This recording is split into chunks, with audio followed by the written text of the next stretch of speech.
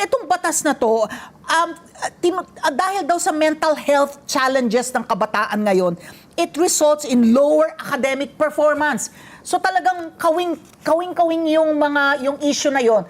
Kasi alam mo naman about the learning poverty, di ba, ng mga Filipino youth ngayon. Sabi ng World Bank, 9 out of every 10 Filipino child age 10 cannot even read or write simple text.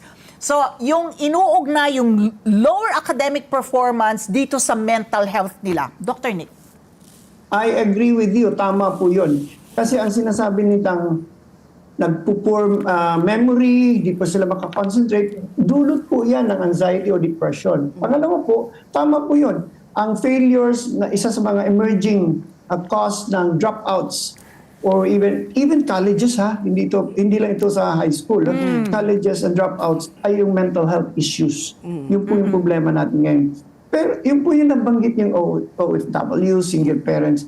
Isa din po yan sa emerging. Kaya po, sabi ko, yung single parent, yung tinatawag nating mga chaotic. Pareho silang merong parents pero wala. Nag-aaway araw-araw. Po. So marami pong factors. Pero ito pong legislative, ito po yung batas na ito ay tutugon sa isa sa mga importanteng aspeto ng mental health. Kumbaga, tutugunan yung kakulangan. Kakulangan ng mga mental health professionals doon mismo sa environment ng school. No? At if I may expound now, na ang kahalagahan itong batas na ito, dati, bakit, tumutugon din sa tanong, bakit walang pumapasok na guidance counselor, registered guidance counselor? Dahil napakababa ang kanilang salary grade, 11. Biro mo may master's degree sila, board passer sila, tapos bibigyan mo lang ng 11 salary grade. Now, with this batas, 12080, ang kanilang 11 nagiging 13 o even 16. Ang ngayon, ang starting ng sa batas is salary grade 16. Umaakyat sila ng 5 or 6 salary grades.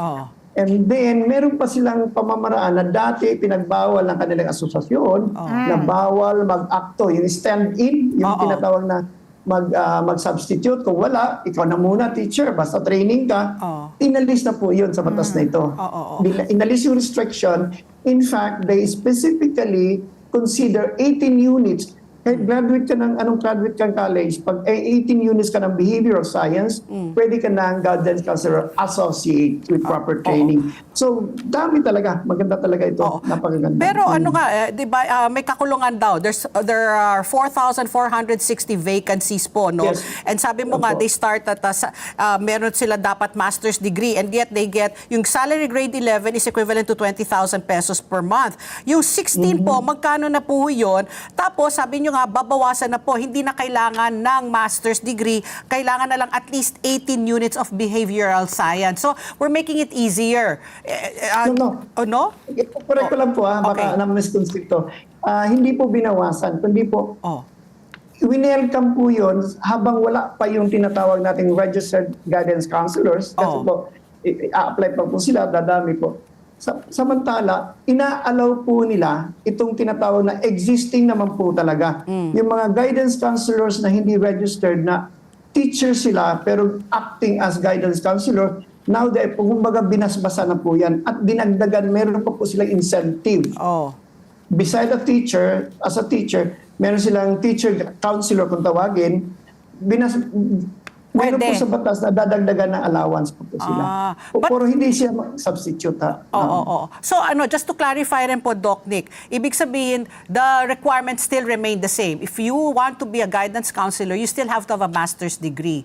Unless... Okay. Let's get together. Sunday 25. Sunday 25.